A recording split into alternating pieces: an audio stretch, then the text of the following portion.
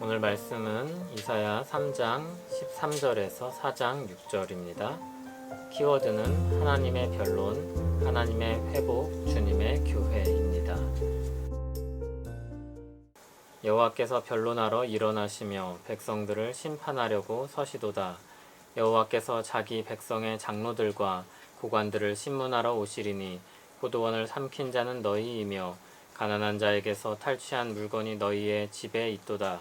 어찌하여 너희가 내 백성을 짓밟으며 가난한 자의 얼굴에 맷돌질 하느냐. 주 만군의 여호와 내가 말하였느니라 하시도다. 여호와께서 또 말씀하시되 시온의 딸들이 교만하여 느린 목 정을 통하는 눈으로 다니며 아기작거려 걸으며 발로는 쟁쟁한 소리를 낸다 하시도다.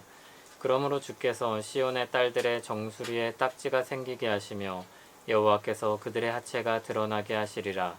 주께서 그날에 그들이 장식한 발목 고리와 머리에 망사와 반달 장식과 귀 고리와 팔목 고리와 얼굴 가리개와 화관과 발목 사슬과 띠와 향압과 호신부와 반지와 코고리와 예복과 겉옷과 목도리와 손주머니와 손거울과 세마포 옷과 머리수건과 너울을 제하시리니 그때 썩은 냄새가 향기를 대신하고 노끈이 띠를 대신하고 대머리가 숱한 머리털을 대신하고 굵은 베옷이 화려한 옷을 대신하고 수치스러운 흔적이 아름다움을 대신할 것이며 너희의 장정은 칼에 너희의 용사는 전란에 망할 것이며 그 성문은 슬퍼하며 곡할 것이요 시온은 황폐하여 땅에 앉으리라. 그날에 7 여자가 한 남자를 붙잡고 말하기를 우리가 우리 떡을 먹으며 우리 옷을 입으리니 다만 당신의 이름으로 우리를 부르게 하여 우리가 수치를 면하게 하라 하리라. 그날에 여호와의 싹이 아름답고 영화로울 것이요 그 땅에 솟아는 이스라엘의 피난한 자를 위하여 영화롭고 아름다울 것이며 시온에 남아있는 자 예루살렘에 머물러 있는 자 곧 예루살렘 안에 생존한 자 중 기록된 모든 사람은 거룩하다 칭함을 얻으리니 이는 주께서 심판하는 영과 소멸하는 영으로 시온의 딸들의 더러움을 씻기시며 예루살렘의 피를 그 중에서 청결하게 하실 때가 됨이라.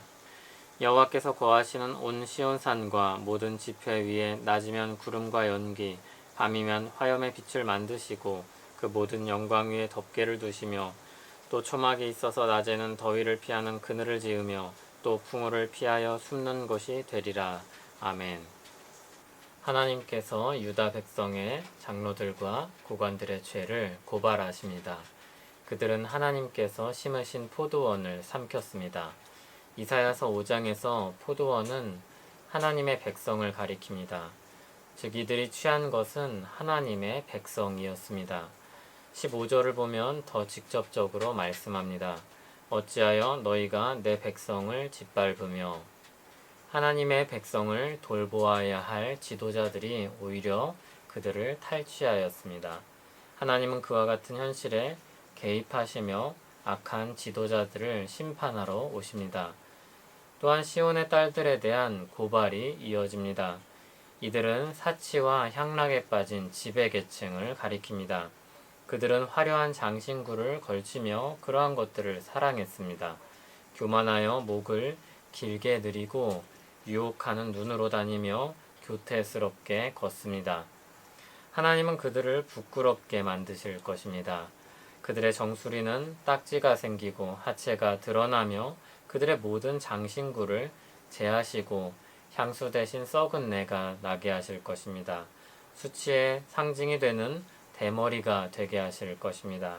그들이 자랑하던 모든 것들이 부끄러움이 될 것입니다. 그날엔 그들을 지킬 수 있는 모든 장정과 용사가 쓰러질 것입니다. 슬픔과 눈물이 그들에게 가득할 것입니다.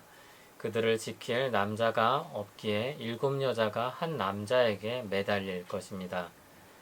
한편 그날엔 하나님께서 남은 자들을 구원하실 것입니다. 절망만이 남은 것만 같은 그 땅에 새로운 싹이 날 것입니다. 하나님께서 그 땅에 새로운 일을 시작하시기 때문입니다. 여호와 하나님으로 인해 그 땅엔 아직도 희망이 있습니다. 그곳엔 하나님이 남기신 사람들이 있을 것입니다. 하나님께서 남기신 사람들을 회복시키실 것이고 그들을 또한 지키고 회복하실 것입니다. 출애굽 때 이스라엘 백성들을 지키고 인도하셨던 것처럼 주께서 남기신 하나님의 백성들에게도 그런 은혜가 베풀어질 것입니다. 그렇게 남겨진 시온의 딸들은 죄에서 씻기고 새로운 삶을 얻을 것입니다.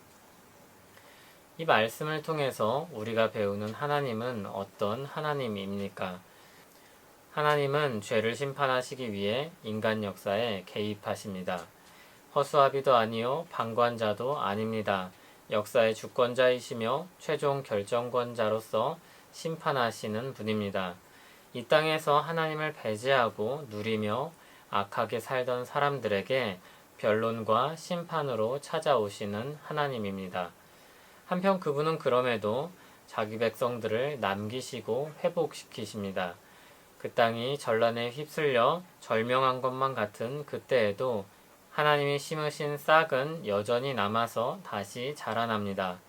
지금은 교회가 누리고 가졌던 것들을 많이 잃어버렸습니다. 억울하고 이해하지 못하는 사람들이 있을 수 있습니다. 그러나 이것은 교회라는 이름으로 이 땅에 존재하는 사람들이 자초한 일이기도 합니다. 그럼에도 주님은 자기 백성들을 하나도 잃어버리시지 않으실 것입니다. 그리고 우리는 하나님을 잃어버리지 않을 것입니다. 하나님은 절망만 남은 것만 같은 땅에서도 여호와의 싹을 틔우실 것입니다.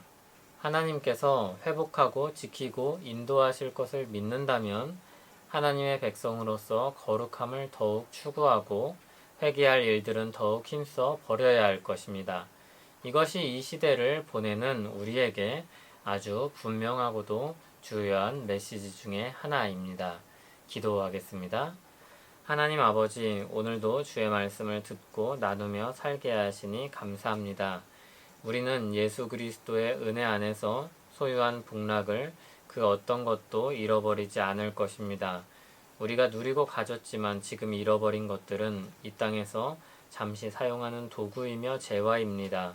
예수 그리스도 안에서 우리에게 주시어 소유한 복락은 변함없이 우리에게 있습니다. 그 은혜가 우리 삶을 지배하게 하여 주시옵소서. 예수님의 이름으로 기도합니다. 아멘.